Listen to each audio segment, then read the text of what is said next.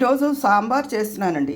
ఈ సాంబార్లోకి నేను వేసే పొడి ఏంటంటే ఒక 2 స్పూన్లు ధనియాలు, ఒక 4-5 మిరియాలు, 2 ఎండుమిరపకాయలు వేయించేసుకోవాలి. వేగే కట్టేసుకుని ఆ వేడి మీద కొబ్బరి ముక్క ఇలా ముక్కలు చేసుకుని వేసుకోవాలి. ఒక అరగంట ముందు పప్పు నానబెట్టుకుని ఈ పాటిగా ఉడికితే చాలండి. ఇలా ఉడకబెట్టుకుని ఉంచుకోవాలి. ఇది చల్లారబెట్టి ఈ పోపుని మిక్సీ చేసుకుని అది కొంచెం మిక్సీ అయిన తర్వాత నలిగిన తర్వాత ఈ పప్పు కూడా వేసి చల్లారిన పప్పు మిక్సీ చేసేసుకోవాలి.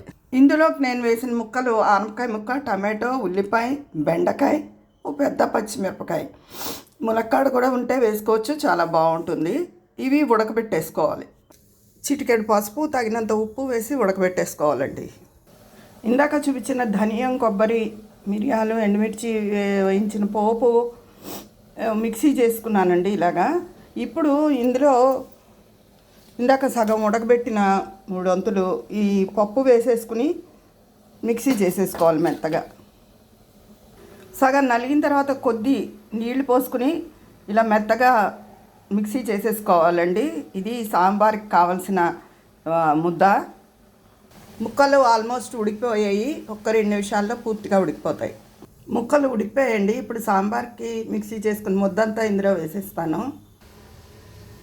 ఇందులో ఇప్పుడు చింతపండు పులుసు, కొంచెం బెల్లం పొడి వేసుకుంటాను. ఇందులో చింతపండు పులుసు వేసానండి. మిక్సీ చేసుకున్న ముద్ద వేసేసాను.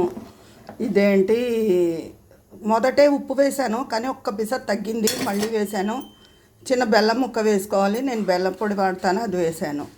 ఇది అసలైన సాంబారు చేసుకునే నేను చేసే విధానం అండి. అంటే పొడి కాకుండా ఇంకా కొంచెంమంది పప్పులు అన్నీ కలిపి వేస్తారు, కానీ నేను ఇలాగే చేస్తాను. ఒకసారి ట్రై చేసి చూడండి, చాలా బాగుంటుంది. ఇప్పుడు పోపు చూపిస్తాను.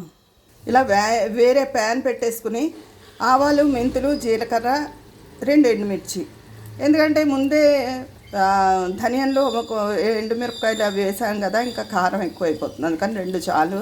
ఇంగువ, నేతిపోపు పెట్టుకుంటే సాంబార్కి మంచి రుచి వస్తుందండి. ఇదిగోనండి నేను సాంబార్ తయారు చేసే విధానం. అన్నీ కలిపి కుక్కర్లో పెట్టేసి కన్నా ఇలా బాగుంటుంది. మీరు కూడా ఒకసారి ట్రై చేసి చూడండి. నా ఈ రోజుకో వంటలో ఈ సాంబార్ నచ్చితే లైక్ చేసి సబ్స్క్రైబ్ చేసుకోండి.